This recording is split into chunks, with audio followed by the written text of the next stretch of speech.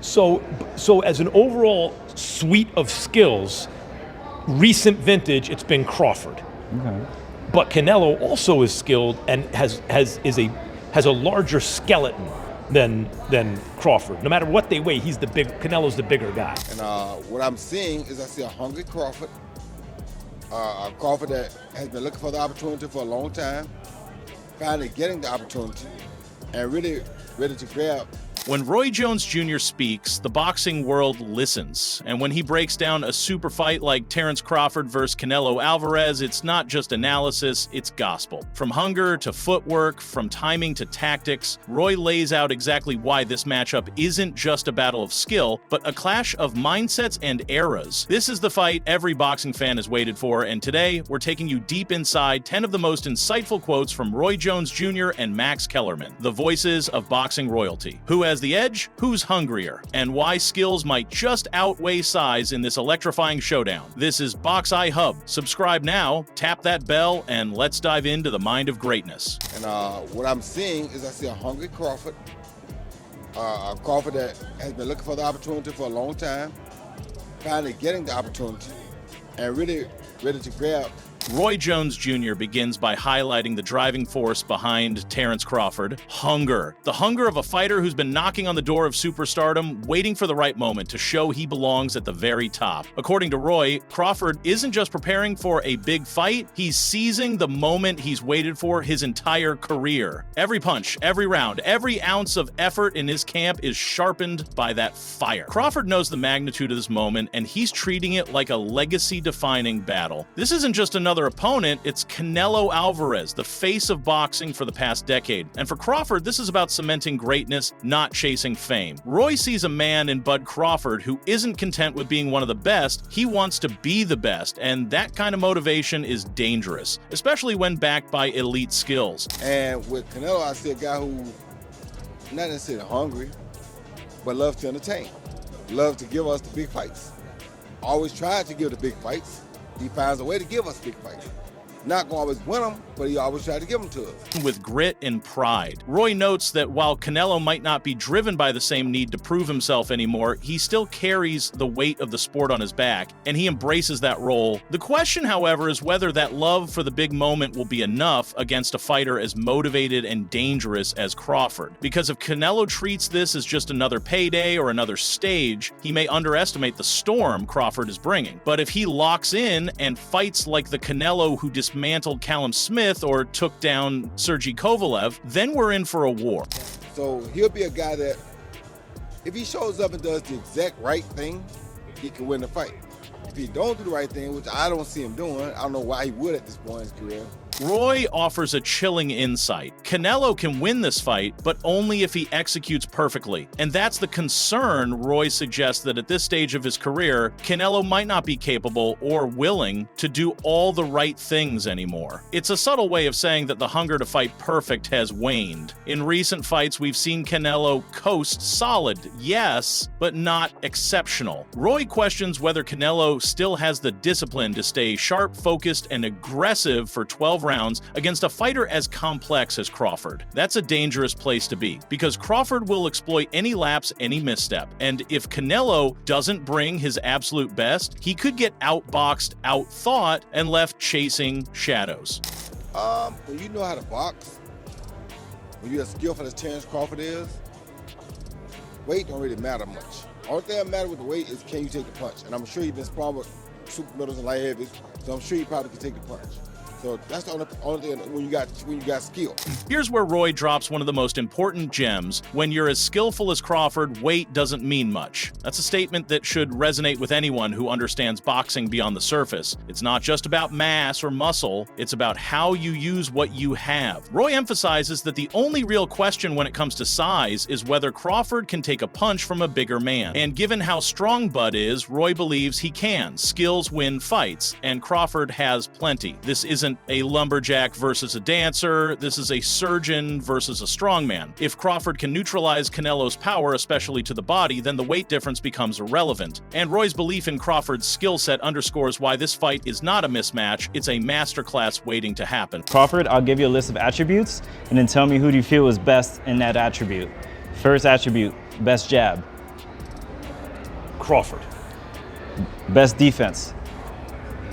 Crawford. Max Kellerman jumps in and gets technical. He breaks down attributes like jab and defense, giving both categories to Crawford. And that says a lot. Crawford's jab is not just a rangefinder, it's a weapon. It disrupts rhythm, forces opponents to reset, and keeps them guessing. As for defense, Crawford may get hit occasionally, but he's also a master of adapting mid-fight, something Canelo has not been required to do much lately. The real takeaway here is how fluid Crawford's mechanics are. His defensive awareness, reflexes, and ability to roll punches give him an edge that could frustrate even someone as polished as Canelo. When Max sides with Crawford in these key fundamentals, it's not fan bias, it's fight science.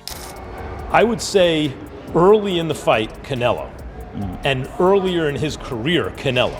But he hasn't been that kind of fighter in recent years. Although Crawford is also hittable. Max continues with a sobering reality. Canelo's defense isn't what it used to be. In his earlier years, he was slick, reactive, and calculated, but in recent performances, he's been hit more and has settled into a style where he relies more on toughness and pressure than slickness. Crawford, on the other hand, is still sharp. He bends, rolls, pivots, and counters. This evolution, or perhaps decline, in Canelo's defensive game could prove to be the opening Crawford needs. If Bud starts to find range early and keeps touching Canelo without getting hit back, it will sap Canelo's energy and confidence over the rounds. Max's point here isn't that Canelo is defensively weak, but that against someone like Crawford, being just good isn't enough. You need to be great every second of every round. With the two-piece, hard to hit.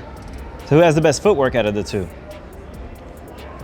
In terms of cutting off the ring, last fight notwithstanding, Canelo has gotten much better at cutting off the ring. But early in his career, he had a problem with that and was much more comfortable counterpunching.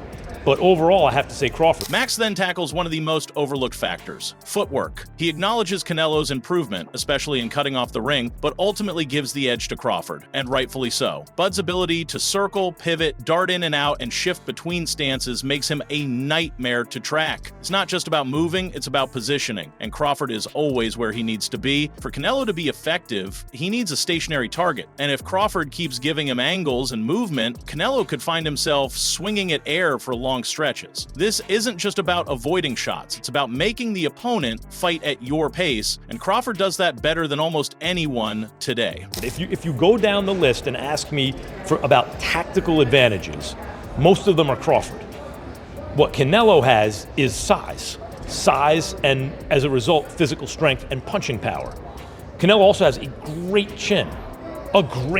Now, Max gets surgical. He looks at the tactical side of things. Who has more options, more weapons? And again, he leans Crawford. From switch hitting to shot selection, from adapting to controlling tempo, Crawford checks nearly every tactical box. Canelo, Max admits, has size and strength. He also has a chin that can take a beating, but those advantages only work if you can impose them. And Crawford is the kind of fighter who makes it hard for opponents to ever get into position to use those gifts. Max is making it clear, if this is chess, Crawford is moving 3 pieces at a time, while Canelo is still thinking about his next move.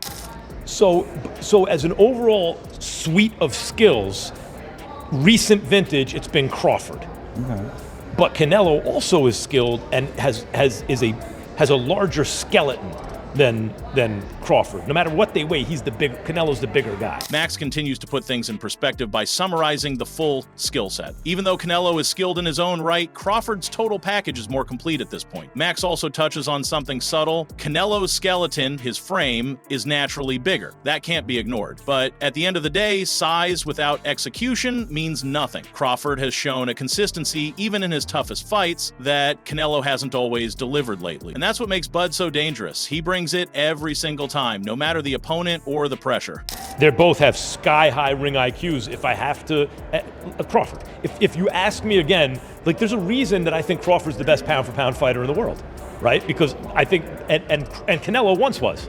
So even though Crawford is biologically older, Canelo has had the longer career. He's been fighting since he's a teenager, and there's been signs recently that maybe he's not the same guy that he used to be.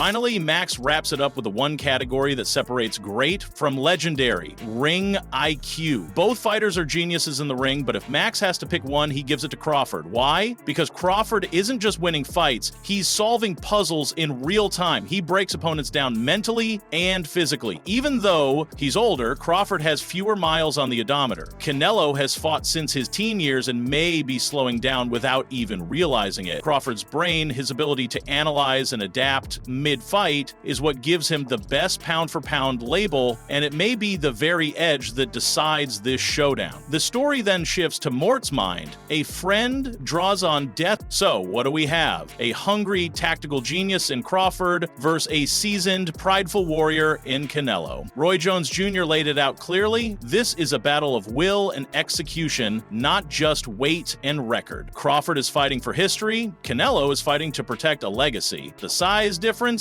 Real. The power gap? Noticeable. But the edge and adaptability, footwork, and technical control? That's all bud. And that's why this fight matters. It's the classic question: can brilliance outsmart brute force? Time will tell. Until then, stay locked in with Box iHub, your home for smart, honest boxing breakdowns. Like, subscribe, and drop a comment. Who takes it, Canelo or Crawford? We'll see you in the next round. Thare!